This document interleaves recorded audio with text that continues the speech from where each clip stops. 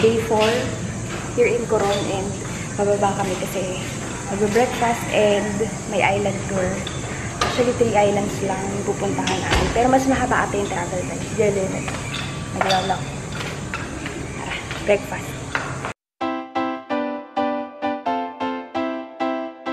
So this is it during the morning. Si Jeloy, ayan, nandito sa side.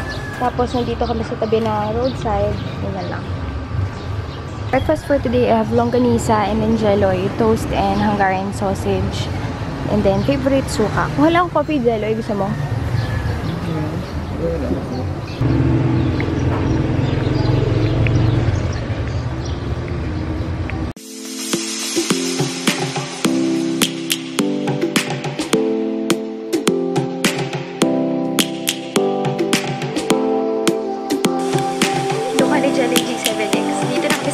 Island Bulongdos.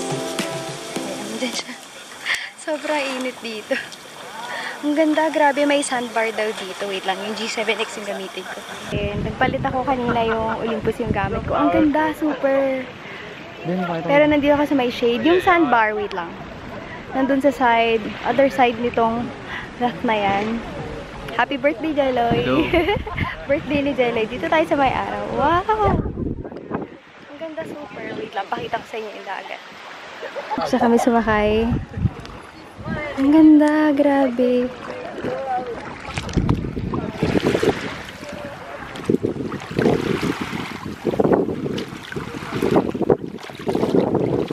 Bakit kami dito sa ayan, parang bato siya dito sa gitna ng island.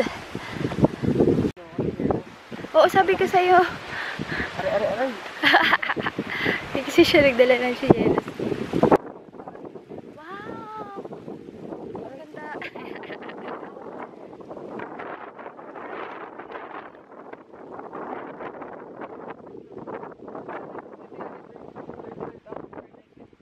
Kunti lang. Ito kasi yung sandbar. Pwede kami pumunta sa kabila pero bawal. Ayun yung mga kasama namin sa boat. Okay. Nasa sandbar sila. Ang ganda dito, guys.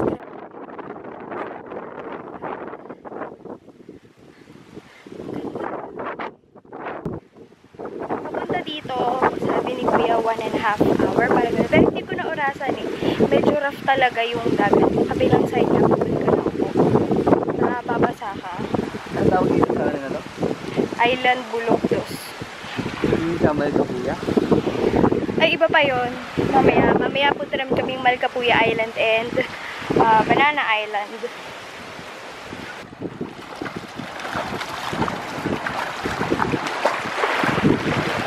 So, magko-cross kami. Dito.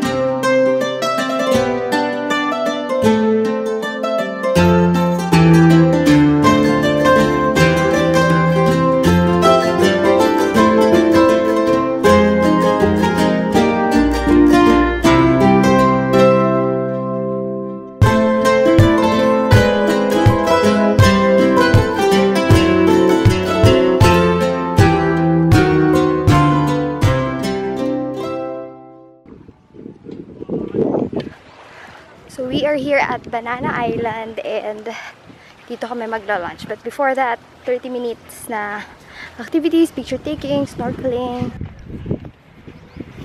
Dito may mga shade, may mga puno.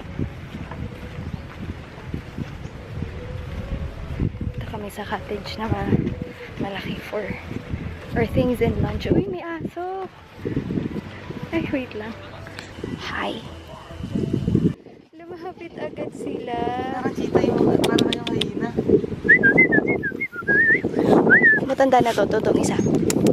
Come here. It's okay. Come on. Come on. Hi.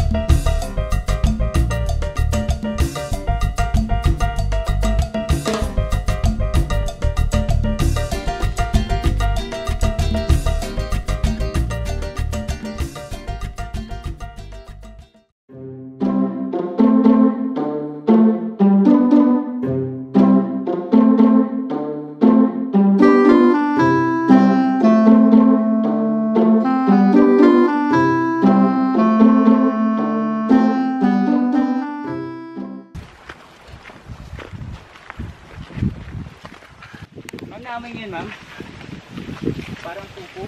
Parang pupo. May pinaamoy sa amin si Kuya Skunk flower daw. Bango.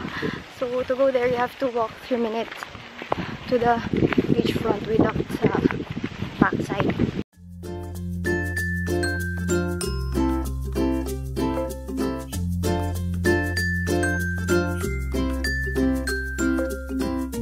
Ang galing ng aso. Yan na hawakan niya aso. Opo. Hawakan.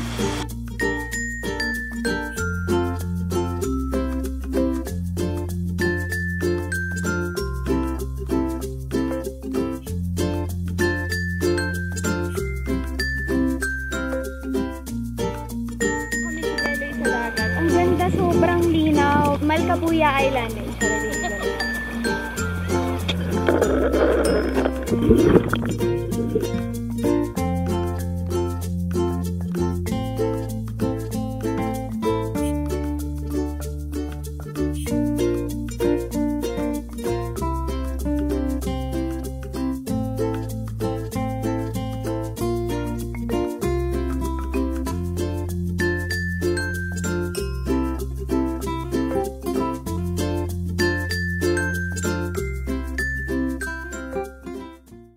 Guys, paalis na kami. Naligo lang kami saglit tapos maghanap na kami ng kakainan namin. Yun lang yung ano dito, naririnig mo agad yung footsteps sa labas. Pero okay lang ng paggabi, walang gaano dumadaan. Gutom na ako. Ito na siya. Tumugo siya eh. Kung bakit. Hindi na ako nag-makeup ngayon kasi nakakatamad.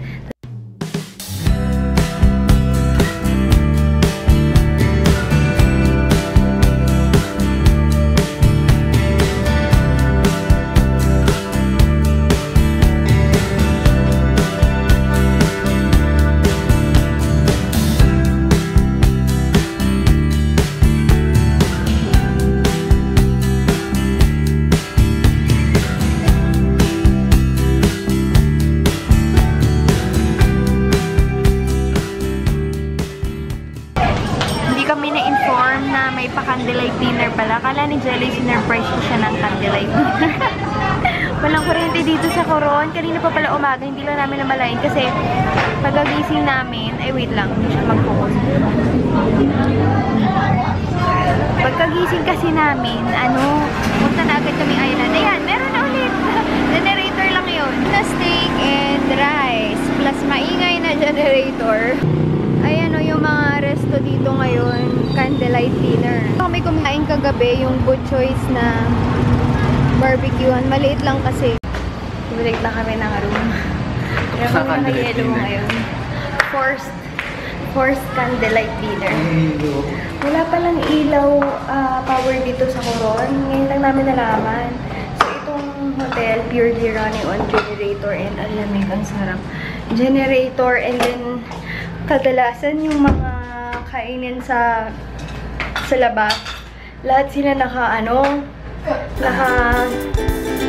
sorry, ano ba naman sasabi ko? Naka-candlelight dinner.